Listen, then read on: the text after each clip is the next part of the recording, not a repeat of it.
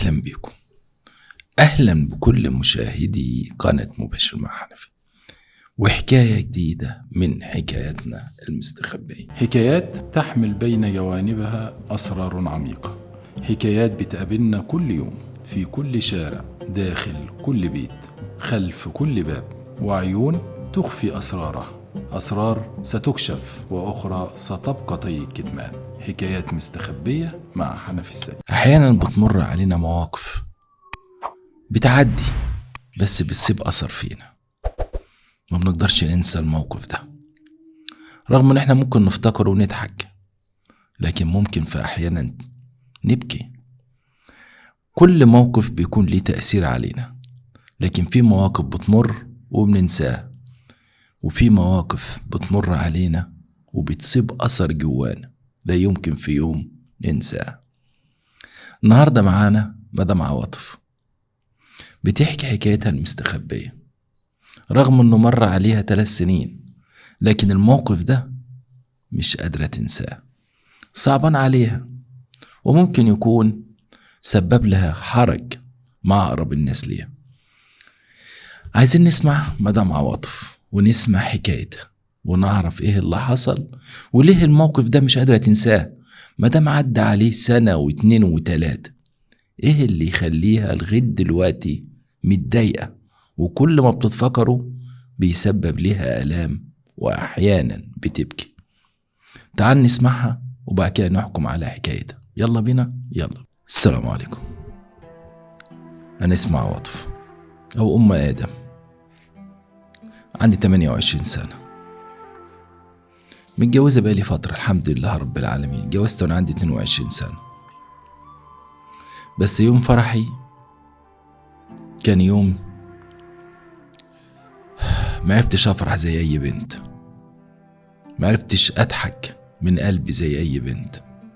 أجمل ليلة في حياة أي بنت كانت بالنسبة لي خناقات وزعل وصوت عالي، وللأسف محدش كان فاهمني.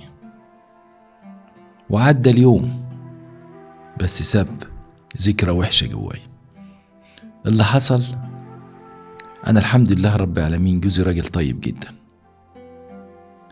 كان لسه شاب عنده 26 سنة لما جه يتقدم لي، أكبر مني ب4 سنين. جواز تقليدي عادي، بس لما قعدت معاه استريحت، حسيت إنه شاب كويس نظيف معدنه أصلي، بيتكلم بأدب، نظراته بأدب، كل حاجة فيه بتدل إنه هو محترم، وأبوه وأمه وأهله ناس كويسين وطيبين. بأمانة الله أنا استريحت له، ولما أبويا سألني إيه رأيك يا بنتي، قلت له واضح إنه كويس يا بابا. قال لي خلاص يا بنتي إن شاء الله فيها خير. وفعلا أسبوع في التاني بعتنا لهم وقلنا لهم تعالوا. أبويا سأل واطمن ومية مية، وجه قروا الفاتحة وشبكنا، والحمد لله هو بيجي بأدبه. وأبويا لما كان يعني يحب إن احنا نخرج، خطيبي كان بيطلع أختي معايا الصغيرة، والأمور كانت الحمد لله رب العالمين ماشية كويسة. وأبويا جهزني صراحة، أقول اللي ولا يعني أبويا جهزني على قد إمكانياته، جهزني على قد إمكانياته، بس الحمد لله دخلت بكل حاجتي. يعني كان عندي تلاجتي وعندي غسالتي وعندي بوتاجازي وعندي تلفزيوني وطباجي وحللي. يعني أبويا فعلا على قد حاله، لكن على قد طاقته جهز.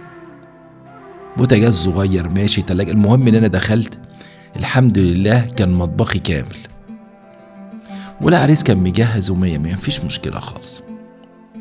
أنا أمي طول عمرها صاحبة مرض، أمي يعني غيبوبة السكر، ضغطها بيرتفع، الكبد مكسل شوية، عند كسل في الكبد، يعني شوية مشاكل صحية. أمي طول عمرها كده توجع وتتعب وتروح نوديها المستشفى، تقعد يومين وتطلع. والله يمكن وأنا عندي 16 سنة ما شفت أمي عدى عليها 1 و2 شهور غير لما تدخل المستشفى، صاحبة مرض. المهم قلب الأم بيبقى حاسس، قاعدين انا وخطيبي وابويا واخواتي، وامي بتقدم لنا الطلبات، يعني كانت عامله كيكه وشاي وبتاع. فبتقول خلاص حددتوا الميعاد. فالعريس قال احنا حجزنا القاعه وطبعنا الكروت، وان شاء الله هستلموا الكروت ونوزعها باذن الله. فامي بصت لابويا وقالت له بقول لك ايه، لو تعبت ولا دخلت المستشفى اوعى تاجله. انا ان شاء الله لو تعبت ودخلت المستشفى وجا اروح ازغرط لها في البيت مالكش دعوه، انا حاسه انها هتعب. ابويا قال لي يا شيخ هتفكرنا حاجه حلوه، لا بس كده ان شاء الله اليوم ده يعدي على خير باذن الله. زي ما كانت امي حاسه انها هتتعب. سبحان الله، رغم ان امي كانت واقفه على رجليها وزي الفل وصحتها حديد، لكن هي رغم ان كان باقي على الفرح يمكن اكتر من شهر، لكن هو حجزنا القاعه فعلا، وجي المأذون في البيت على فكره، كتبنا وبصمنا وامي زي الفل، ومش ناقص غير الحفله اللي هنعملها في القاعه اللي كان عريسي حاجزها، وحجز الاستوديو وحجز الكوافير، كل حاجه خطيبي كان محاجزها في اليوم ده، ومجهز العربيه اللي هتزفنا وكله تمام الحمد لله رب العالمين، والامور ماشيه. ويوم الفرح فجأة من غير مقدمات في الصبح امي قامت عادي جدا وبتجهز لي خلاص. كنا ودينا الحاجات الشقة وشقة الفرح يعني، او الشقة اللي هعيش فيها مع عريسي، وعلى الظهرية كده وكانت امي بتجهز لي الاكل اللي هتوديه اختي عشان العشاء يعني اللي نتعشى بيه انا والعريس. ما اعرفش من فرحتها ولا ما نامتش الليل كله وهي كانوا بيخبزوا وبتاع، ممكن يكون من الشقة من التعب، ابويا بيقول من الفرح. المهم امي تعبت واغمى عليها في الظهر، وجرينا فعلا فيها على المستشفى زي ما كانت امي حاسه ومتوقعه، غيبوبة السكر. طب قولوا لي بقى يا جماعه، قولوا انتوا، الفرح القاعه محجوزه، الكوافير محجوز، محل التصوير محجوز، العربيات اللي هتزفنا مدفوع ثمنها، المعازيم وزعنا عليهم الدعاوى. طيب وامي كانت جايله يا ناس لو جرالي حاجه دخلوا البنت، اوعوا البنت تدخل على عريسها وعريسها يدخل عليها، وانا ان شاء الله اقوم باذن الله لو ربنا كاتب لي عمر. كانت امي حاسه هروح ابارك لها وازغرط لها وارقص لها. يعني امي كانت خايفه ان يجيلها غيبوبة السكر، ولا ضغطها يرتفع، ولا الكبد يغمى عليها ولا حاجه، لان هم ده متعودين على كده. مفيش شهر بيعدي غير لما تدخل المستشفى، تقعد يوم اتنين وتطلع، وبتطلع زي الجن الحمد لله رب العالمين. كنا في الاول بننخض عليها وبنجري ونشيلها ونروح ونبقى بنعيط، بس بعد كده بقى اتعودنا. امي فين؟ امك راحت المستشفى خلاص، يومين وهترجع، نروح نزورها ويلا يا اماي. بقت عادة زي ما يكون بنركب قطر، اتعودنا على المواعيد بتاعته. فامي اغمى عليها وراحت المستشفى زي كل مرة عادي، بقى بالنسبة لنا عادي. الكوافير محجوز والقاعة محجوزة والمعازيم الكروت اتوزعت والاكل اللي حجزناه والجاتوهات والكنزات والحاجات دي كلها. وجاء ابويا يقول لي لا يا بنتي الناس تاكل وشنا، احنا نأجل يا باي، امك بتموت يا بنت الكلب. يا باي ما امي كل مرة كده، ما ينفعش يا باي، الاستوديو، الفوتوسيشن، الكوافير، القاعة، الناس اللي جايين نبلغهم كلها، التليفونات مفيش حد غير معاه تليفون، نتصل بالناس نقول لامها تعبت دخلت المستشفى، ده الناس تاكل وشنا. قلت له لا يا باي ما ينفعش يا باي. وخطيبي اتصل بي قال لي ايه الكلام اللي ابوكي بيقوله ده، احنا عازمين ناس وناس جايين من بلاد تانية، قولي لابوك. قلت له قول له انت. اتخانق مع ابوي، وابو عريس اللي هو حماية اتخانق مع ابوي، وام العريس اتخانقت مع ابوي، وتقول له اروح اقعد معاها في المستشفى، بس الفرح لازم يتم، ده ابني دافع فلوس، حجز القاعة هيضيع عليه، والكوافير والناس اللي جايه والاكل اللي حاجزينه والجاتوهات والكنزات كله ده هيترمي. وابويا يقول لك لا ما ينفعش تبقى المرة في المستشفى على امي، تبقى المرة في المستشفى واحنا بنرقص وبنغني في الفرح. لا، ده عشرة عمري، ده ام عيالي. طب يا عم، هو احنا قلنا ما تدخل هنطلعها من المستشفى وهي تعبانه؟ يقول لا، يعني ما تحضرش فرح بنتها، ما تشوفش بنتها في فستان الفرح، ما تتلقاش المعازيم وتزغرط معاهم وترقص معاهم؟ ده ليله العمر يا ناس، احرم امهم انها تفرح بعيالها.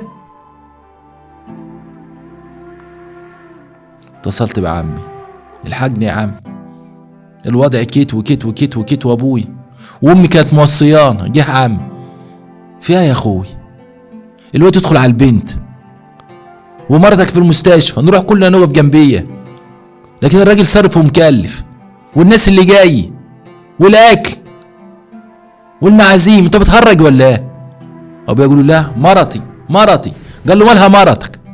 ما كل شهر والتاني في المستشفى، نأجل فرح البنت ودخلة الواد عشان خاطر مرتك؟ هتطلع يا عم وتطلع زي الفل، تعالى اوديك المستشفى ونسأل الدكتور. وابو عمي خد ابوي وراح المستشفى، قال لا لسه في العناية.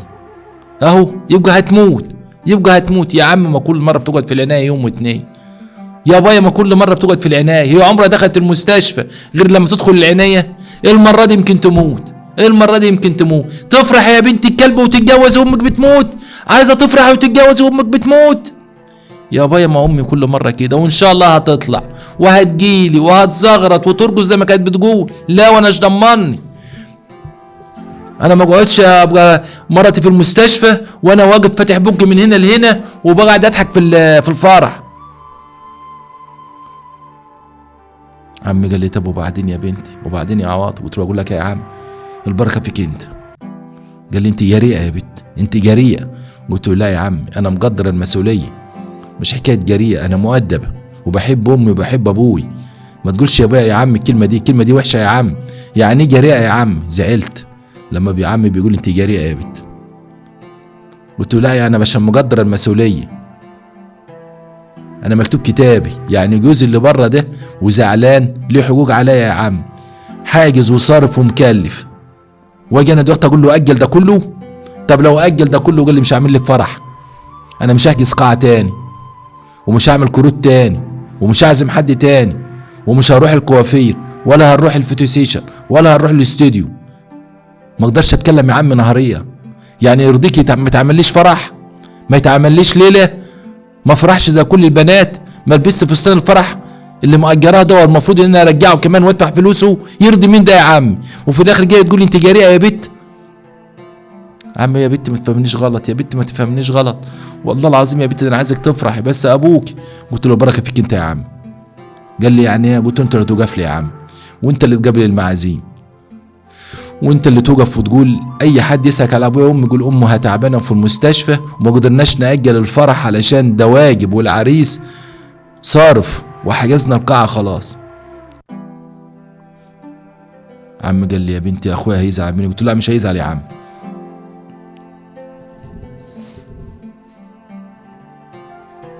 واهل خطيبي اللي هو جوزي كنا كاتبين الكتاب قالوا لي يا بت اللي انت عملتيه صح، محدش يقدر يا بنتي يقول غير كده، امك كانت حاسه وجايله. وفعلا رحت القاعه، انا مطمن ان انا متعود على امي على كده. صحيح كنت قاعده في الكوشه زعلان على فراق امي، بس برضو عريسي كان مقدر، قدر يفرحني ورقصنا وهيصنا وضحكنا وكلنا جاتوه. وكل شويه عريسي يقول لي انا مخلي حته لامك ما تقلقيش، والله العظيم لا تاكلها، انا خدت علبه كامله حطيتها في التلاجة هوكلها لامك كلها عشان تجي لها غيبوبه السكر تاني عندنا. وقعد يضحكني، والله كان يوم حلو. بس ابويا ما كانش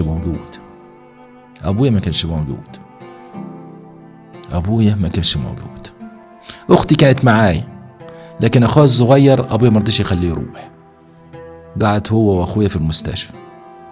وعمي ربنا يبارك له، هو ومراته وولاده صراحه يعني استقبلوا الناس وعملوا الواجب بزياده ووقفوا. وعمي قال لي يا بنتي اوعى كنت زعلانه من كل قلت لك كلمه ولا بتاع؟ قلت له لا يا عم انا مش زعلانه منه، وانتهت الحمد لله.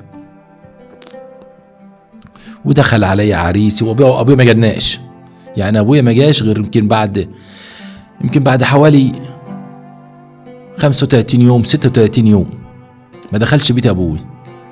وامي طلعت من المستشفى، طلعت يمكن مش في صباحيتي، يمكن بعد صباحيتي بيوم ولا باتنين.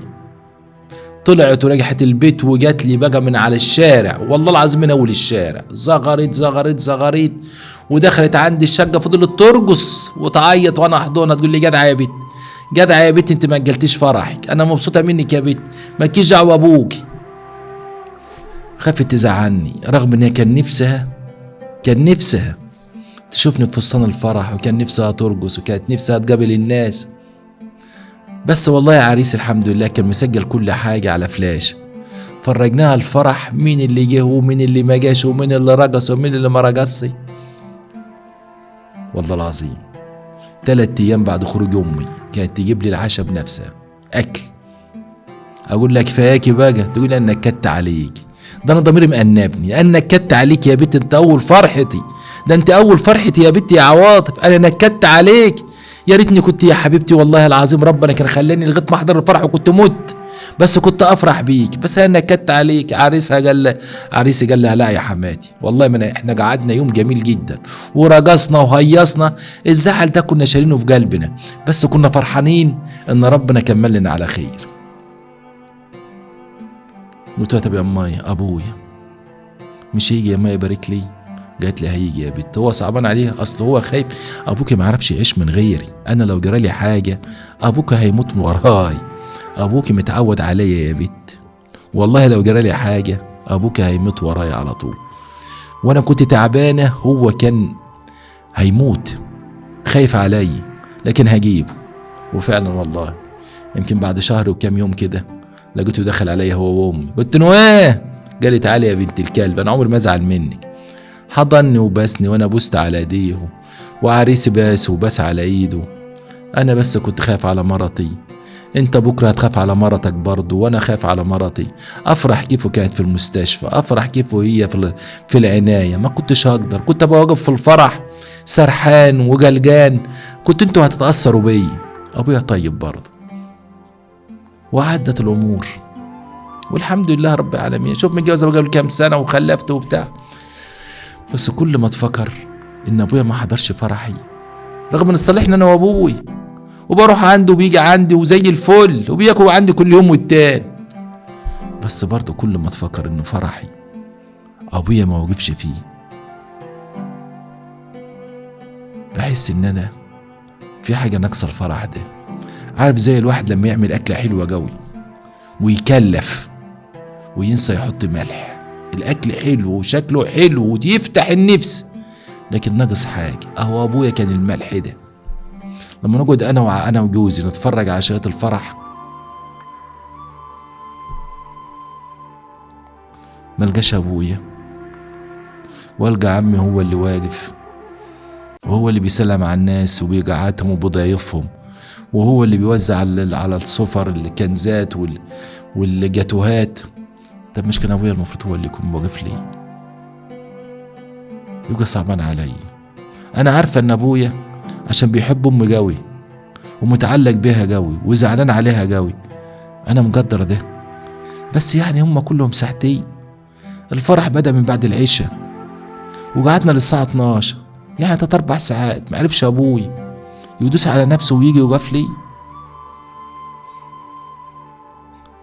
لكن المهم الحمد لله امي، الحمد لله ربنا كتب له، امي عايشه لغايه دلوقتي الحمد لله، برضه لغايه الوقت والله العظيم تدخل المستشفى وتطلع تاني، تدخل المستشفى وتطلع تاني، وكل ما ادخل المستشفى ادخل اضحك، اقول لها ها مش يلا بقى، ما فيش مره يعدي شهر غير مستشفى. تقول لي اعمل ايه يا بنتي في المصيبه دي؟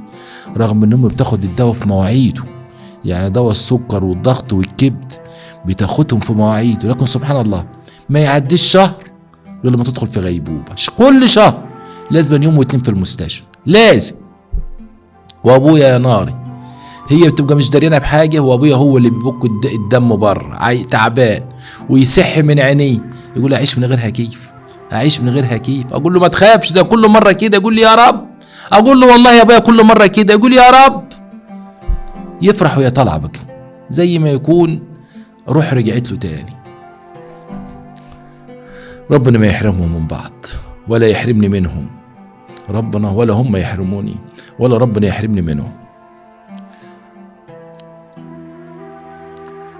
كل ما يجي عيد جوازنا، وجوزي لازم هو جوزي رومانسي شوية يعني، يقول لك عيد ميلادي، عيد ميلاده، وعيد ميلاد الواد، عيد جوازنا. كل ما يجي عيد جوازنا لازم نشغل الفلاشة اللي عندنا ونشوف الفرح ونقعد نضحك. بس واحنا بنضحك بتفكر ابوي، كل ما اشوف عمي وولاد عمي ومرات عمي وهم اللي بيستقبلوا الناس بزعل، بتضايق،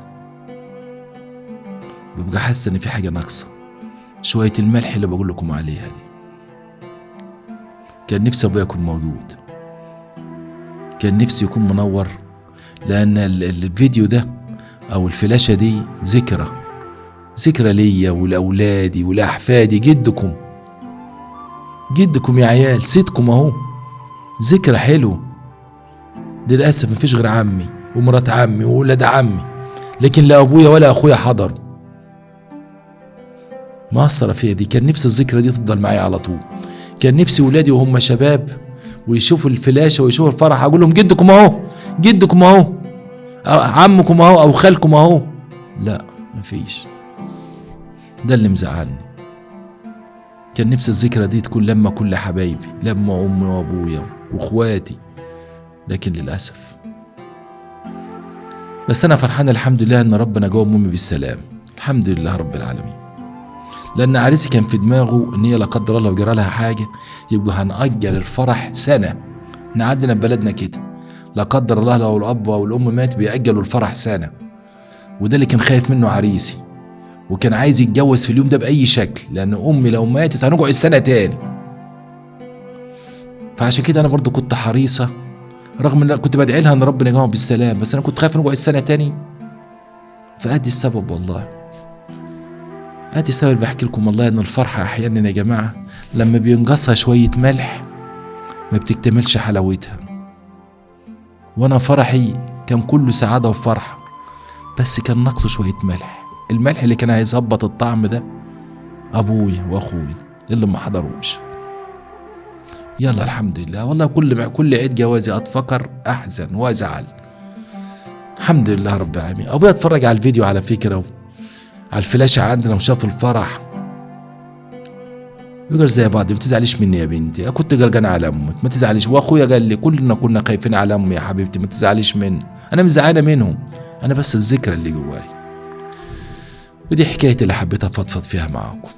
السلام عليكم. دي حكاية عواطف اللي من وجهة نظرها امها كانت في العناية، لكن العريس كان حاجز كل حاجة والقاعة وكله.